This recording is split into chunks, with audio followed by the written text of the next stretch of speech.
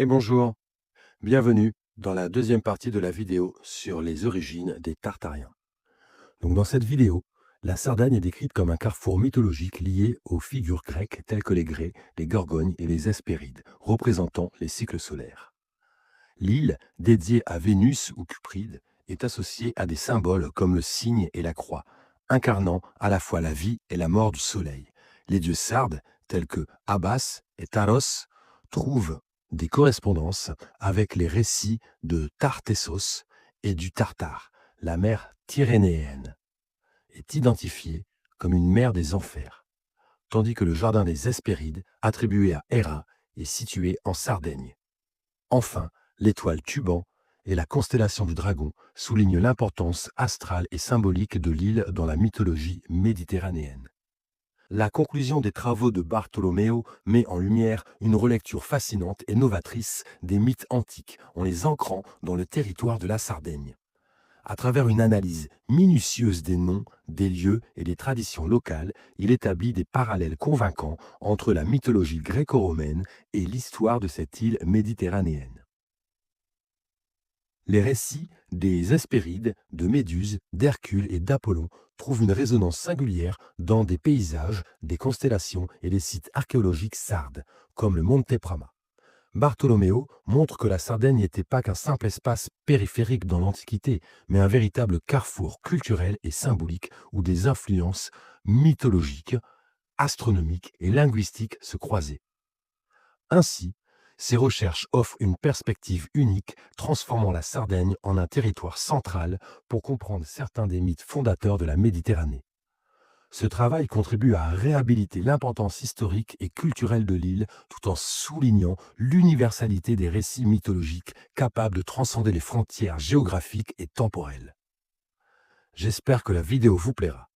N'hésitez pas à vous abonner et à liker si vous avez aimé. Je vous dis à bientôt pour de nouvelles découvertes sur Voyage Sardaigne. Oser l'île mystérieuse, sur les traces des géants. Tradition oubliée, approche sensible. Voyage Sardaigne. Les Milésiens anatoliens sont toujours les habitants de Milis et de San Vero Milis dans la région d'Oristano. Presque comme un miroir, les Focei se reflètent dans le Riu Mare et Foghe, non loin de Milis, où se trouve aujourd'hui la ville de Riola, à Riora en sarde, qui signifie du rio ou du fleuve. Transposant la mythologie à la réalité terrestre, le Rio Mar et Foch était donc la rivière Fochanou, où se trouvait une forêt de peupliers blancs. Le peuplier blanc, appelé Costi-Arbu en sarde, est encore inscrit dans le bouclier héraldique des arboréas, les souverains qui gouvernaient encore ces territoires de Sardaigne au Moyen-Âge. L'emblème des arbareilles fait référence à l'aube, la naissance du soleil, appelé Arbeshida en sarde, et au peuplier, appelé Costi-Arbu. Pour cette raison, la première lettre de l'alphabet hyperboréen était Arborea. Le mot grec hyperboréa traduit littéralement le sarde supra-arborea et signifie dans son sens intrinsèque les montagnes argentées qui s'élèvent de l'Arbarea, c'est-à-dire l'Arburance, le Barbarea ou Barbagia. On raconte que deux vierges hyperboréennes, appelées Argue et Opis, amenèrent à Délos les divinités d'Apollon, en sarde Apoudou, et de Diane, en sarde Zana. La nymphe Opis mène au sarde latin Ops, nominatif pluriel, qui signifie richesse polagiche force, pouvoir, tandis qu'Argue mène au sarde latin Argentum, la couleur principale de l'Argiola, l'aire de battage, l'endroit où le blé était séparé de l'ivraie lors du battage des gerbes. Opi et Opès sont deux noms de famille sarde, tout comme les noms de famille Argiolas et Vargiu sont sardes, Argiu ou Arzu dans la langue parlée. La nymphe Argue porte donc le même nom qu'Argantonio, dont le composé est formé du nom de famille Argiu et du nom d'Antonio. À ce stade, tout semble clair. La Sardaigne apparaît sans aucun doute l'île à l'ouest, où Apollon a laissé paître les 4 chevaux solaires après avoir parcouru le ciel avec son quadrige. Le mot qui a dérouté de nombreux écrivains anciens et modernes sur l'île mythologique de Tartessos et du Tartare est océan. Ce nom s'écrit en grec Okéanos, en latin Oceanus et en sarde Oceanou. Ce lemme dans les temps modernes est resté pour désigner la Grande Mer, l'océan, mais aussi le Rio Mare et Foghe. Pour partir à la recherche de Tartessos, vous devez d'abord découvrir le lieu originel du Tartare. Certains auteurs grecs disent qu'Hercule descendit au Tartare de Ténaros en Laconie, d'autres soutiennent que le Tartare était situé sur la péninsule d'Acherousa, près d'Héraclée sur la mer Noire. L'île d'Éritie est liée à Tartessos, toutes deux souvent imaginées sur la côte de la Lusitanie ou de l'Andalousie ibérique, près de l'actuel Cadix. Macrobe dit que les Phéniciens ont remplacé les Tartésiens, envoyant la ville mythique dans l'oubli de l'histoire. Le dernier travail d'Hercule, le 12e, fut de capturer le chien cerbère vivant à Tartare et emmener-le à Mycène, en Grèce.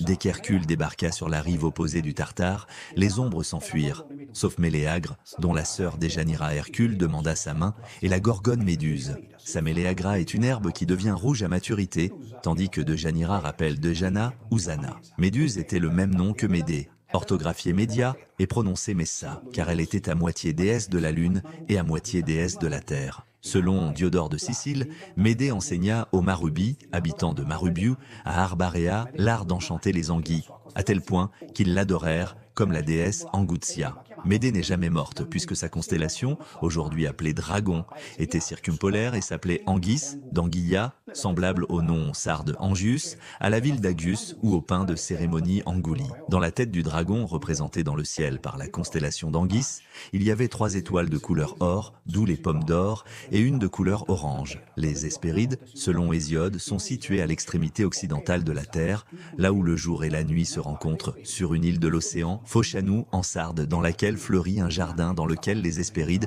gardent les pommes d'or. Héraclès accomplit donc également ce travail sur l'île Rouge, puisque les Hespérides sont des nymphes du coucher du soleil, qui représentent la mort du soleil. Les Hespérides, comme Méduse, étaient filles du roi de Sardaigne Phorcys et de la nymphe Céto. Céto, en grec Génos, Génia, était la fille de Pont et de Caïa. Le pont était le lien entre la mer et l'embouchure du fleuve. Ce lieu est réel en Sardaigne et est situé dans l'étang de Cabra, dans la localité de Mar et Pontis. Céto épousa Phorcos, le roi Hircon, Bélier ou Krabou Manou, dont la ville de Cabra tire son nom. Phorcys engendra les Graias, les Gorgones et les Hespérides. En d'autres termes, les Grès, en sarde Rajas ou Rajosas, représentaient le soleil du matin, les Gorgones ou Géorgiques, le soleil de midi, et les Hespérides ou Hespéras, le soleil du soir. Phorcos était donc le point du bélier à l'équinoxe du printemps. L'île funéraire d'Éritie rappelle les femmes d'Hyperborée vêtues de deuil pour la mort de Phaéton, fils d'Apollon. Cette île était sacrée pour Héra et s'appelait également Aphrodisia, synonyme de Cupride.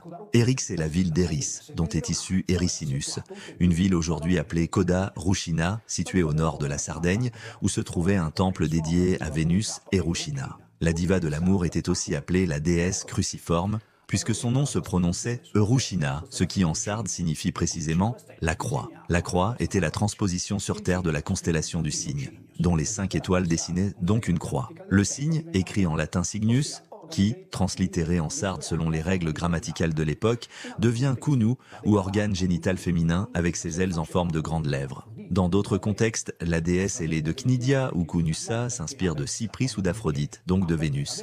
La Sardaigne s'appelait Ishnoussa, non pas parce qu'elle avait la forme d'un pied, mais parce qu'elle était consacrée à la diva Kounussa. Hercule, en effet, est arrivé à Eruteia, île Rouge, où Eruchina est resté sur le mont Abas avant de se rendre à Tartessos. Abas est un véritable lieu en Sardaigne. La ville d'Abas, située sur les pentes du Monte Arsi, s'appelle Alès en italien et signifie Eiles, comme celle de Signo ou de Kounussa. Le cygne est aussi appelé Sicini en sarde, d'où Sicini ou 5 étoiles. Le Cinis a la forme du cygne et est mouillé sur 2 ailes.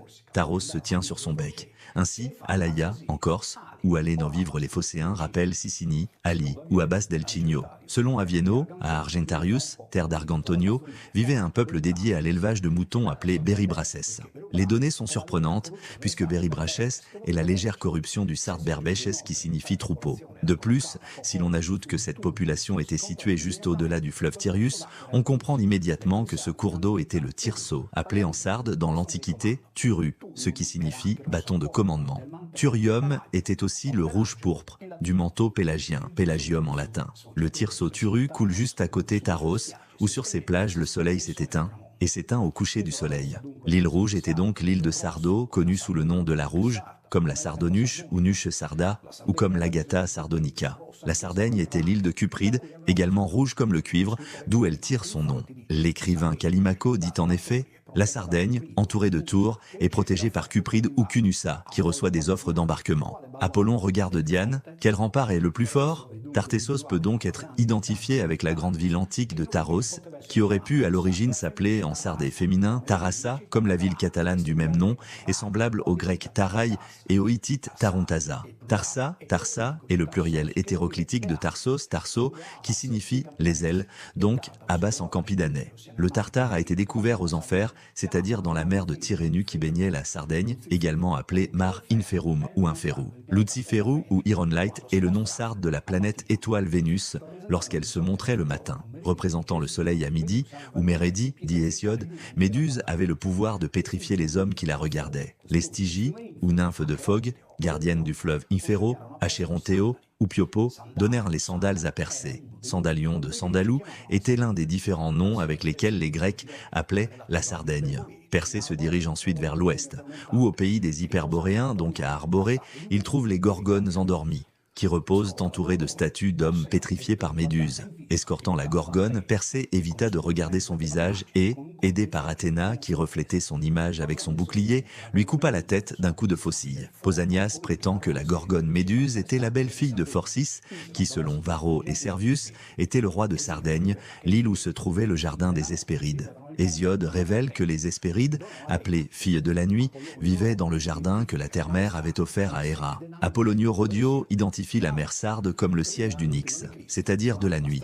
3000 ans avant Jésus-Christ, lorsque l'étoile Tuban était positionnée au pôle nord céleste, la tête du dragon était tournée vers l'ouest, là où le soleil allait mourir. C'est pour cette raison que le jardin des Hespérides, d'Hespéras, était situé à l'endroit où Apollon, à la fin du voyage, libéra les chevaux qui tiraient son char du soleil. C'est pourquoi les Hespérides, 3000 ans avant Jésus-Christ, étaient dans les terres situées à l'ouest, en Sardaigne.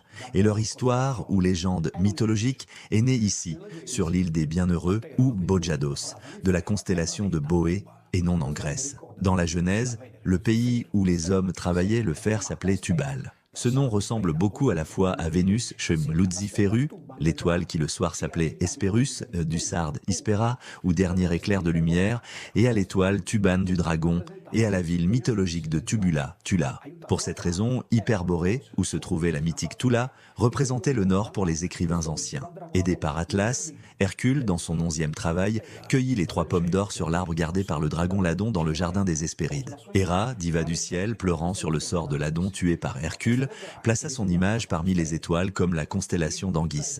La tête du dragon est dessinée par 4 étoiles, dont 3 jaunes, qui constituent les pommes d'or, et une orange, qui indique le fruit embrassé par le soleil. Cette étoile personnifie Méduse avec des serpents, ou Anguis au lieu de cheveux. Méduse, en grec Médéoussa, Médéoussa, est la partie féminine du masculin Médon, Médon, qui signifie seigneur ou roi. Le Résorza, roi à Georgia ou Gorgona, est en sarde le couteau avec lequel Persée lui coupa la tête.